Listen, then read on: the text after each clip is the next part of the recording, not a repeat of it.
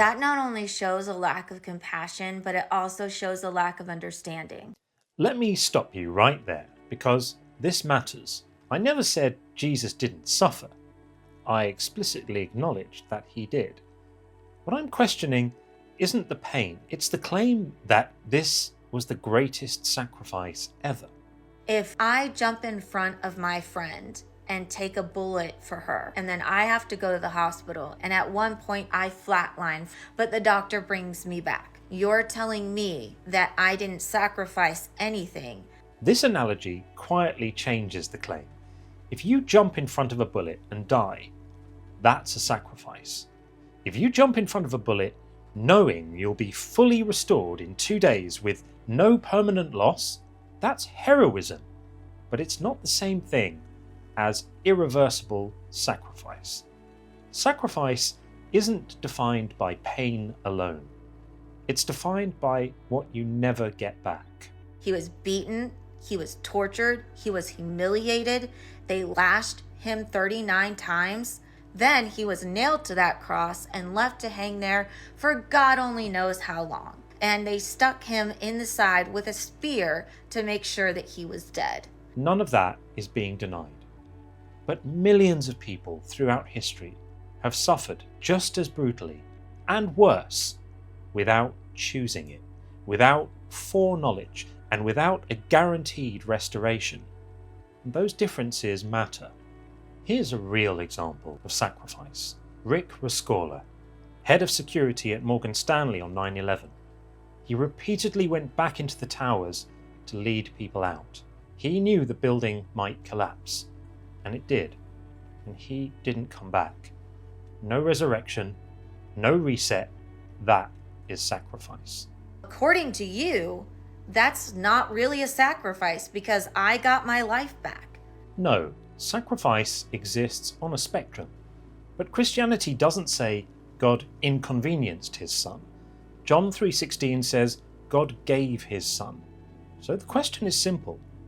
In what sense was this a sacrifice for God if he got his son back days later? Ask any parent who has lost a child.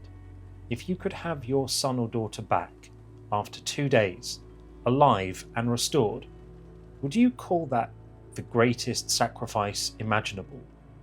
Or would you call it relief beyond words? Sacrifice is defined by irreversible loss, and God, according to the story, suffered none. And that's exactly what Jesus did. He stepped in front of you to save your life. This only works if we ignore another core Christian claim. Scripture says Jesus is fully God, which means this wasn't something that happened to him. It was his plan. He chose it. He could have avoided it. That alone makes his suffering fundamentally different from those who suffer without power, choice, or escape. Take Maximilian Kolbe at Auschwitz. He volunteered to die in place of another prisoner. The man he saved went home to his family.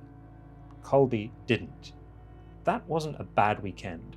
That was a life permanently given up for someone else.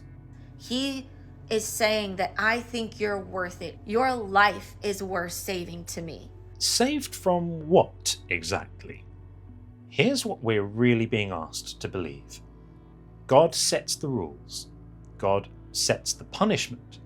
God decides forgiveness isn't allowed unless someone is killed first. Then God temporarily kills himself to appease himself. And we're told this is the height of moral perfection. An all-powerful God could simply choose forgiveness without needing murder first. But no, instead, we're given a system where violence is mandatory and mercy is conditional. And we're told this is beautiful. It's not beautiful. It's depraved. It's not justice. It's a psychopathic cosmic loophole wrapped in a morality play. It's nothing more than an elaborate ritual designed to make sadistic, unnecessary cruelty look profound. Unlimited power doesn't excuse cruelty. it makes it morally inexcusable.